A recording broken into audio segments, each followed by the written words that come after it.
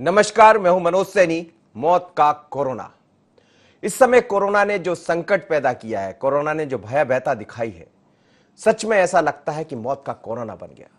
जहां से भी आप सुबह किसी मोबाइल पर देख लीजिए या आपके किसी व्यक्ति का फोन आ जाए तो डर लगने लगता है, कहीं ऐसा ना हो कुछ इस तरह की खबर आ जाए जो वही जिसे रोज हम सुन रहे हैं। लेकिन जब हम शमशान पहुंचते हैं तो ये लगता भी है कि ये सच है, ऐसा ही हो रहा है। बीते यदि कुछ घंटों की हम बात कर लें तो 116 लोगों की मौत हुई है। अकेले भोपाल के जिक्र कर रहे हैं हम, और यदि मध्य प्रदेश का यह आंकड़ा देख लें तो फिर कई और इसमें इजाफा हो जाएगा। स्थितियां ये बन गई है कि शमशान में पैर रखने की जगह नहीं है। देखिए हमारी ये खास खबर। कोरोना को लेकर हर जगह से कई तरह की खबरें आ रही है, लेकिन खबर के बीच में खबर यह भी है कि जो आंकड़े आपको दिखाई देते हैं उससे इतर जब आप शमशान में पहुंचते हैं तो नजर आता है। शमशान का माहौल ऐसा है कि आपको लगेगा कि आखिर है क्या वास्तव में इसी को महामारी कहते हैं। आप देखिए, मैं दिखाता हूं आपको, लाइन लगी हुई है, यहाँ चिताएं जल रही है, कुछ लोग जलाने के लिए तैयारी है किस लोगों की। दिन भर हर 1 घंटे की यही पोजीशन है यहाँ पर। जरा आपकी नजरें यहाँ से हट नहीं सकती। जब भी आप देखेंगे कोई ना कोई किसी ना किसी का अंतिम संस्कार। स्थितियां ये है कि रोड तक पर, यदि ये जो रोड है इस तक पर संस्कार करना पड़ रहा है। और ये आप देखिए भरे पूरे परिवार होते हैं, लेकिन अब यहाँ कोई नहीं, सब अकेले हैं। पंडित लोग करा रहे हैं, कुछ लोग परिजन यहाँ पहुँचते हैं, वो उनका अंतिम संस्कार कराते हैं और फिर यहाँ से चले जाते हैं। ये है विकट स्थितियाँ।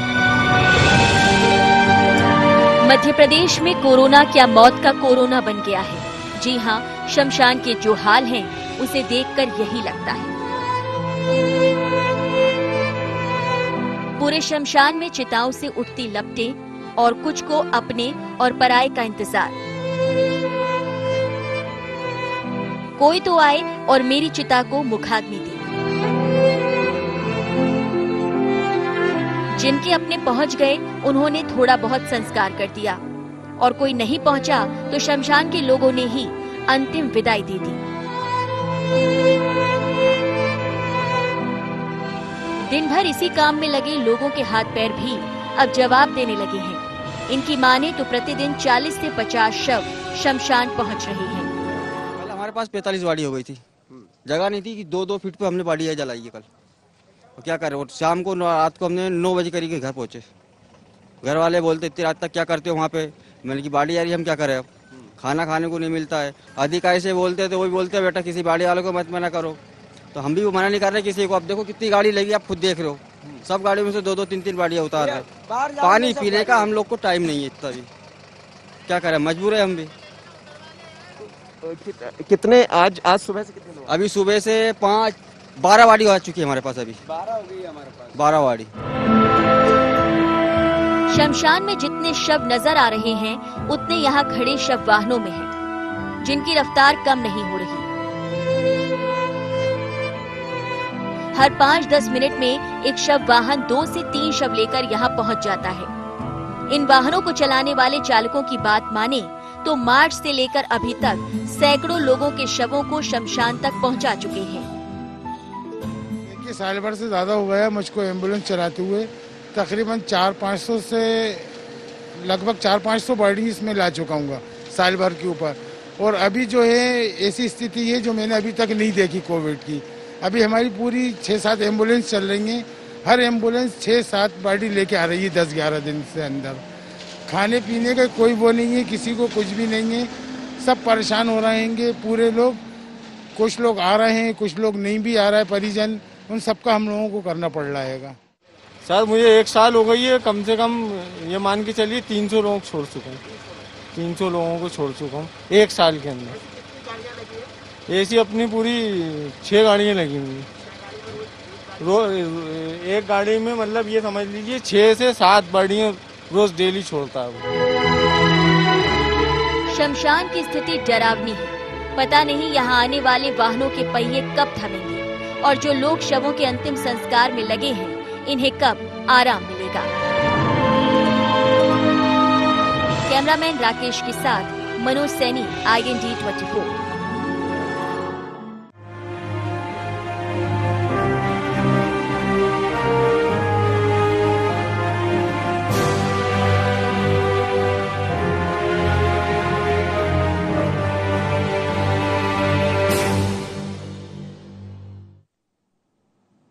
शमशान की स्थिति भयावह है।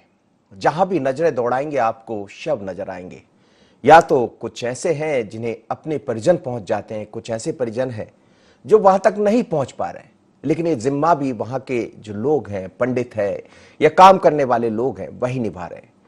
पहुंचते हैं तो हमारे रोंगटे भी खड़े हो जाते हैं। मकसद ये कतई नहीं है कि आपके बीच में भय पैदा करें, मकसद ये कतई नहीं है कि इससे पैनिक हो। मकसद ये है कि इन भयावह स्थितियों को आप समझिए, इसलिए कि जरा सी आपकी गलती, जरा सी चूक किस स्थिति में पहुंचा देती।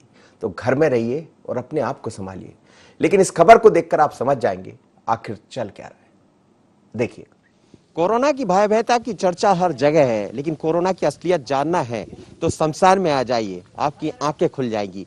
जहां भी आपकी नजरें जाएंगी दिखाई देगा हर जगह एक व्यक्ति का अंतिम संस्कार चल रहा है। तेज लपटें उठ रही है, लोगों का पता नहीं है। कुछ परिजन यहाँ पहुंच रहे हैं, कुछ तो पंडित लोग करके संस्कार कर कर अंतिम संस्कार कर देते हैं। लेकिन स्थिति यही है। कोरोना ने ये बता दिया कैसे रिश्ते, कैसे नाते, क्या कुछ होता है। यहाँ तो आकर ऐसा लगता है कि दुनिया में सब अकेले हैं, अकेले यहाँ हैं, अकेले ही जाना है। और ये मेरे पीछे शमशान इसको बयां कर रहा है।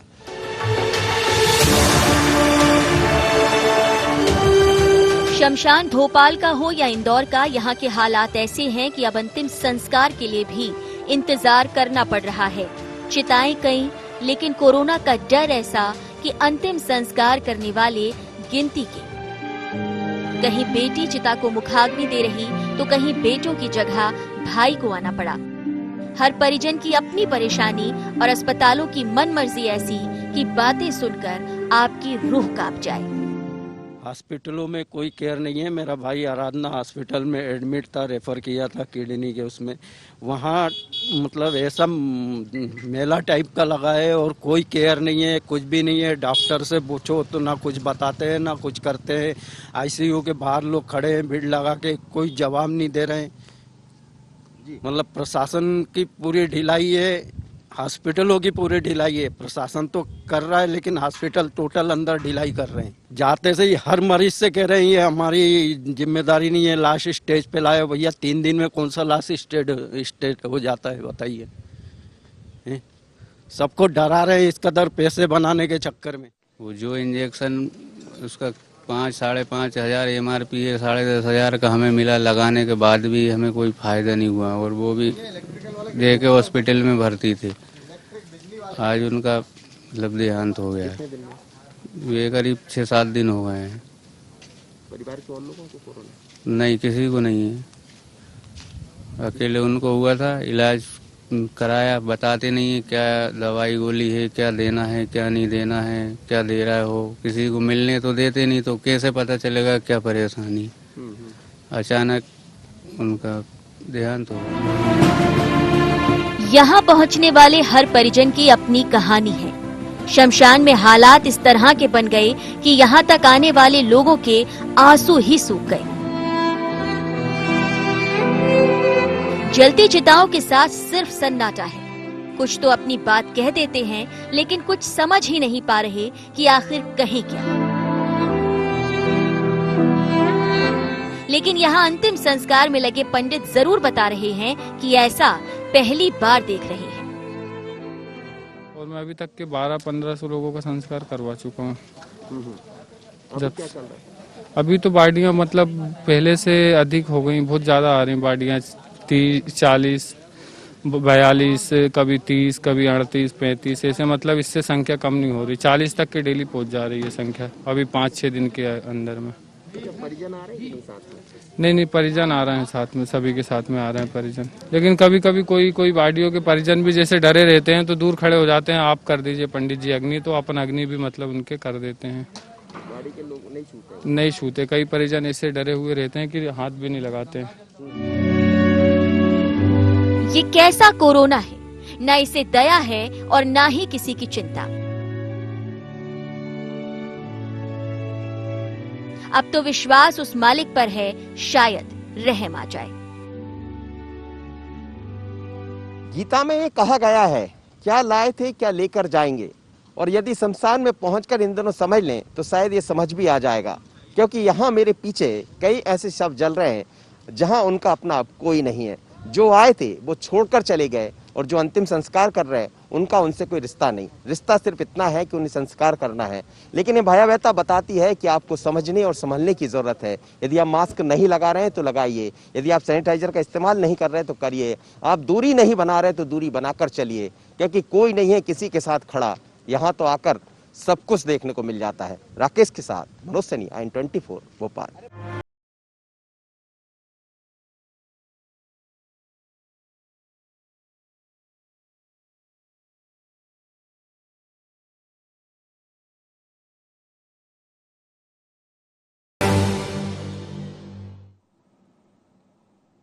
कोरोना क्या सच में मौत का कोरोना बन गया है? बढ़ते संक्रमण में जो हालात बिगड़ रहे हैं वो यही कहते हैं। अब स्थितियां ये हो रही है कि जैसा हम आपसे कह रहे थे, प्रतिदिन 100 से ऊपर संख्या पहुंच रही मृतकों की। सरकारी आंकड़ा जो भी कहे, लेकिन वहां पहुंचने के बाद जो दिखाई देता है उससे यह भी साफ हो जाता है कि सरकार कुछ कहती है, हकीकत कुछ और होती है। अब तो स्थितियां ये बन गई है कि यदि आप शमशान में अपने शव किसी अपने रिश्तेदार ना करें, ईश्वर ना करे कि आपको वहां तक जाना पड़े, लेकिन आप पहुंच गए तो हो सकता है कि आपको इंतजार करना पड़ेगा और इस इंतजार के लिए जगह कम पड़ रही है। इसलिए नई जगह की तलाश की जा रही है, नए स्थान तैयार किए जा रहे हैं। आप ये खबर देखेंगे तो आपको समझ आ जाएगा। देखिए, भोपाल में 3 मुक्तिधाम हैं, लेकिन भदभदा की तस्वीरें सबसे भयावह हैं। यहाँ प्रतिदिन जिस रफ्तार में शव पहुँच रहे हैं, हालात ये बन गए कि अब अंतिम संस्कार के लिए जगह कम पड़ गई और अब अलग से तैयारियां की जा रही हैं। जो यहाँ का मूल शमशान है वो भर चुका है, लेकिन आने वाले दिनों की तैयारियां भी यहाँ की जा रही है। आप समझ सकते हैं कि स्थितियां क्या होने वाली है। ये देखिएगा, ये नया शमशान तैयार किया जा रहा है। यहाँ नए जगह तैयार की गई है ताकि जो लोग आए उनको जगह, क्योंकि कहा यही जा रहा है कि जगह कम पड़ रही लोगों के लिए, तो एक नई व्यवस्था की जा रही है। भदभदा समिति के अध्यक्ष तो स्थिति बता रहे हैं वो भयावह है। देखिए, जब से ये कोरोना की जो सेकंड लहर आई है तब से ये स्थिति बहुत विस्फोटक होती जा रही है और पिछले 25 मार्च से तो ये स्थिति बिल्कुल भयावह की तरफ बढ़ रही है। ये स्थिति तो और ज़्यादा भयावह होने वाली है।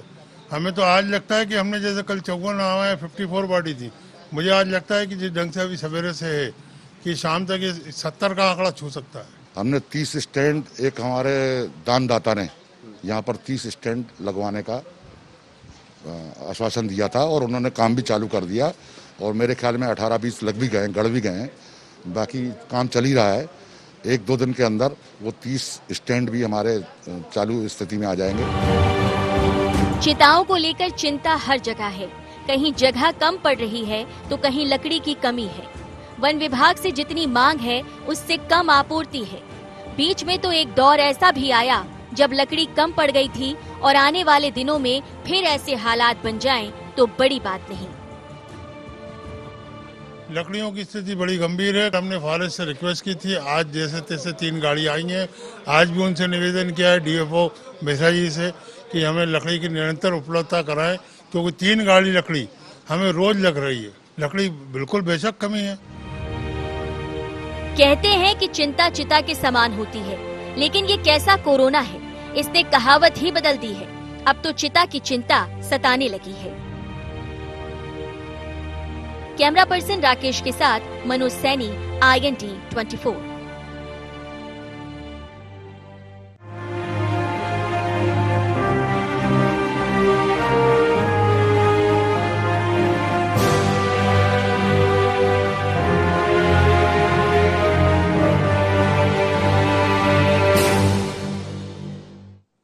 तो ये सच है कि चिंता सताने लगी। कहावत तो यही है जिस कहावत का हम जिक्र कर रहे थे कि चिंता चिता के समान होती है।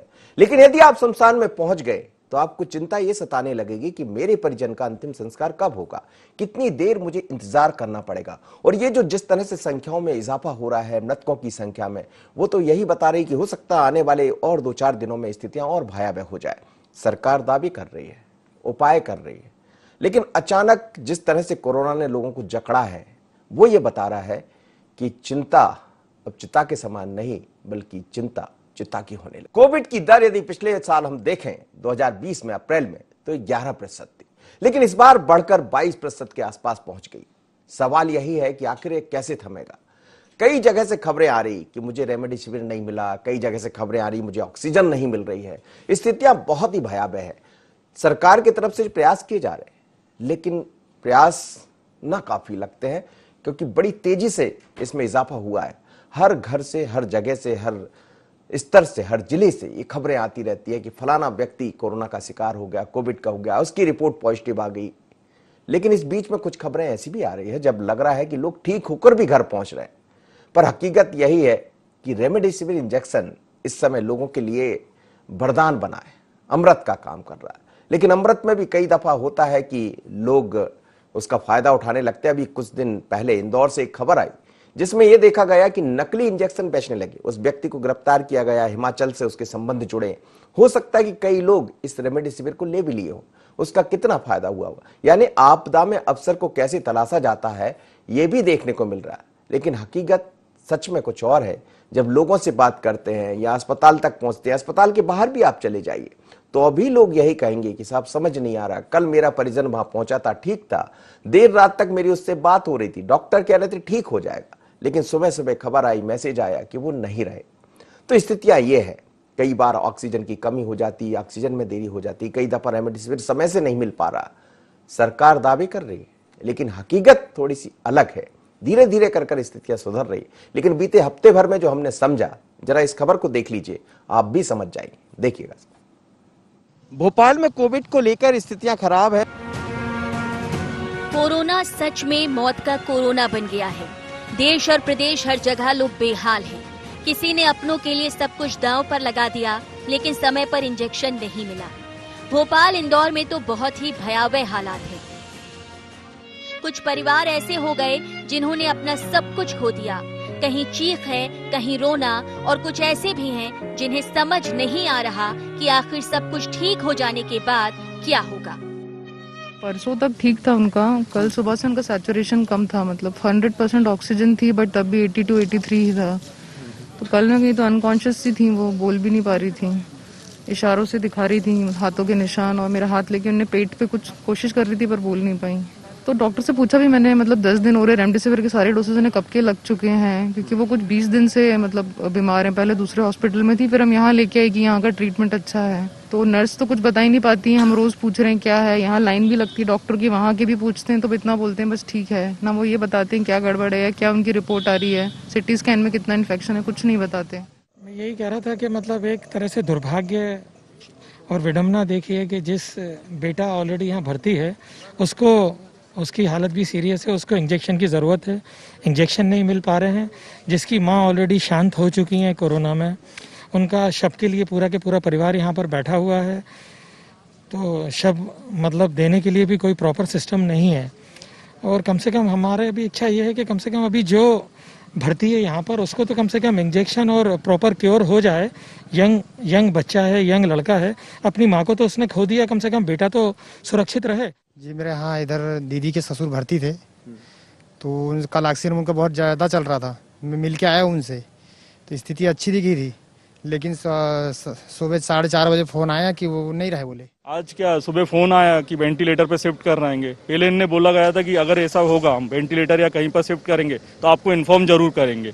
आखिरी समय पे इनने डायरेक्ट हमको इन्फॉर्म करा कि वो शांत हो गए, और हमको बताया नहीं गया। ये चीज़ बहुत गलत है इस हॉस्पिटल की। कोरोना अब बड़े शहरों से छोटे शहर और कस्बों में भी जा पहुंचा है। जरा रतलाम में प्रभारी मंत्री देवड़ा के सामने इस परिजन को देखिए।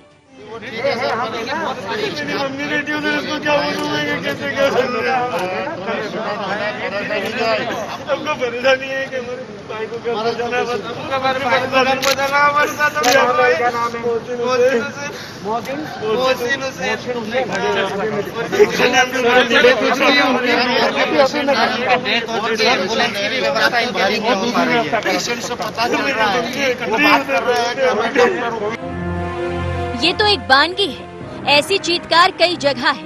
अस्पतालों में ऑक्सीजन न होने का आरोप, रेमडेसिविर पर्याप्त नहीं, यानी परेशानी और सिर्फ परेशानी। हमारे वो व्यक्ति हमारा मरा रखा है वहाँ पे, और बोल रहे हैं कि है ना तुम ब्लड टेस्ट कराओ, मरे मुर्दे में कहाँ से खून निकलेगा। बहुएं हमारी दोनों ना दोपहर भर भटकती रही बेचारी इंजेक्शन के लिए, कहाँ कहाँ नहीं गई हैं। इन कुत्तों ने ना हमारे बेटे को खा गए साले कभी। अंदर वो मैडम बोलती कि है ना मैं तो पेशेंट हूँ, मैं मतलब पेशेंट हूँ तो फिर इंजेक्शन बेचने की तैयारी क्यों। जैसे हम लोगों ने वीडियो बनाना चालू करे वो इतनी तेजी से भागी कि कुछ पूछना। हमारी बहू वहाँ बेहोश हो गई इमरजेंसी में, कोई डॉक्टर नहीं, कोई कुछ नहीं। ये क्या है। अरे आज मेरे घर का गया बेटा, चलो ठीक है हम लोग तो संभल जाएंगे। कितने लोगों के घर उजड़ रहे हैं वहाँ पे, और ऐसे लावारिस जैसा पटक के रखा है। ऑक्सीजन मिल जाएगा तो सब अच्छा रहेगा। नहीं सब आईसीयू में है मेरा भाई। इंजेक्शन नहीं मिल रहे सर, इंजेक्शन में बहुत परेशान हो रहा हूँ सर, इंजेक्शन मिल ही नहीं रहा सर। कल भी नंबर लगाया था सर, आज भी नंबर लगा बैठा हूँ सर, सुबह 6 बजे से बैठा हूँ सर अभी।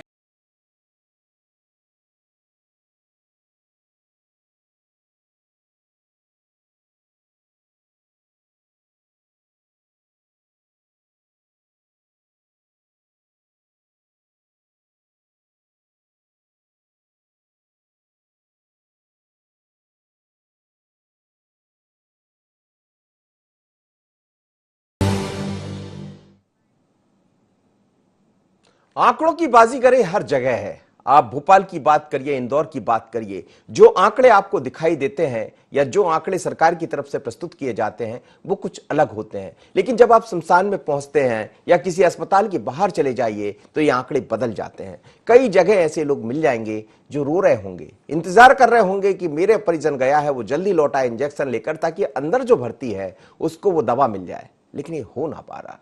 पर सरकार के दावे हैं और दावों पर काम भी हो रहा है, लेकिन स्थितियां ठीक नहीं है।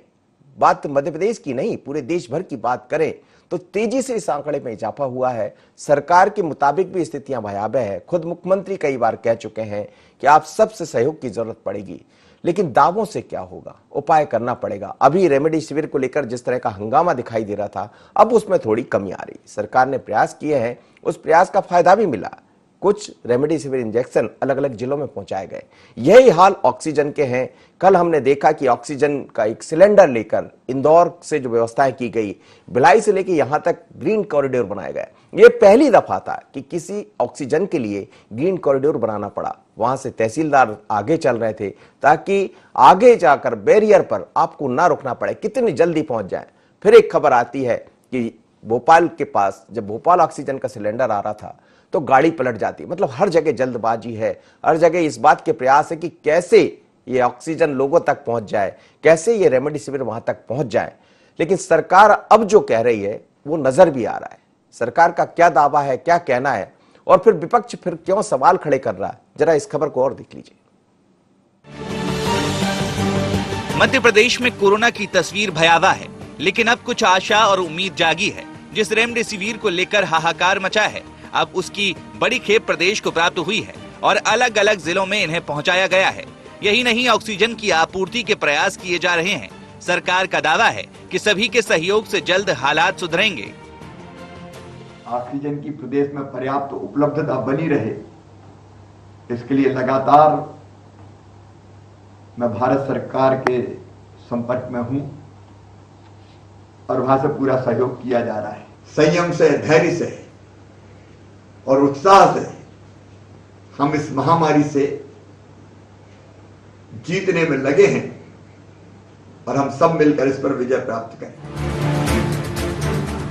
मध्य प्रदेश में अब 56,000 से अधिक कोरोना के एक्टिव केस हैं और संक्रमण दर 22% के लगभग जा पहुंची है। सरकार हर स्तर पर व्यवस्था जुटाने में लगी है, लेकिन कांग्रेस सवाल उठा रही है। मध्य प्रदेश में जनता मर रही है। संपूर्ण भारत में कोरोना का भयावह रूप हम देख रहे हैं। अरे एक राज्य जीतने से, एक विधानसभा जीतने से विजय श्री हासिल नहीं होती। इस संक्रमण काल में यदि प्रदेश और देश की जनता का मन आपने जीत लिया, वो असली विजय मैं मानता हूं, क्योंकि देश और प्रदेश का नेतृत्व दृष्टिकोण विहीन है, जिसका कोई विजन नहीं है। कोरोना का संकट जितना भयावह है, उससे ज्यादा इसे लेकर भ्रांतियां भी हैं। वक्त कठिन है, धैर्य संयम से निकल जाएगा, लेकिन सरकार को भी चाहिए जो हकीकत है उसे जनता के सामने रखे। Bureau report, IND 24।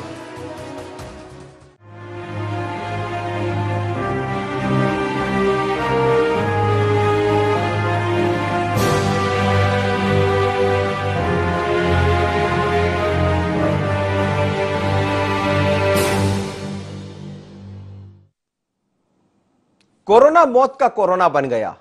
जो हम दिखा रहे थे वो हकीकत थी। वो हकीकत थी शमशान की, वो हकीकत थी रेमडेसिविर की, वो हकीकत थी ऑक्सीजन की। लेकिन जब कभी इस तरह की महामारी आती है तो सरकार भी क्या कर सकती है? सरकार इंतजाम कर सकती है, प्रयास कर सकती है, लेकिन कुछ सवाल जरूर खड़े हो जाते हैं कि आखिर पहले से जब ये पता था कि तेजी से एक बार फिर से कोरोना की वापसी हो सकती है तो क्या कुछ उसमें देरी हो गई? खैर, अब सवाल उठते रहेंगे, लेकिन सरकार से उम्मीद यही की जा सकती है कि जो हालात बिगड़े हैं उन हालातों पर सरकार काम करे। मुख्यमंत्री शिवराज सिंह चौहान खुद नजर बनाए हुए हैं, लगातार संपर्क बनाए हुए, अलग अलग प्रभारी मंत्रियों को जिलों का जिम्मा सौंपा गया। जैसी तस्वीर आपने रतलाम की देखी, वो अकेले रतलाम की नहीं है। जहां भी प्रभारी मंत्री पहुंच रहे हैं उनके सामने कई लोग आकर खड़े हो जाते हैं और वो कहते हैं कि साहब मदद कीजिए। मदद तो आपको ही करना है, सरकार आपकी है, उम्मीदें आपसे की जा सकती है, लेकिन विपक्ष जो सियासत कर रहा है, सवाल उठा रहा है, आप भी आइए, दो हाथ आप भी दिखाइए। हमने देखा है इंदौर में। तो इस समय जरूरत धैर्य और संयम की है, जरूरत इस बात की है कि एक दूसरे को सहयोग करें। लेकिन मेरा आपसे यही निवेदन है, सरकार का आपसे यही निवेदन है कि घर से जब भी निकले मास्क लगाकर निकलिए। पहला प्रयास तो यही कीजिए कि आप घर से निकले ही नहीं, उससे बेहतर कुछ नहीं हो सकता। और यदि बाहर आ रहे हैं तो मुंह पर मास्क लगाइए, एक नहीं दो लगाइए।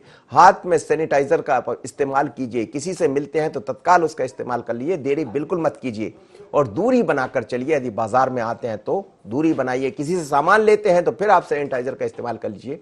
आपको कुछ भी नहीं होगा। यदि 2 मास्क लगे हैं, सैनिटाइजर आपके हाथ में है तो कुछ नहीं होगा। ये जो दिखाई दे रहा ये डरावना है, ये भयावह है।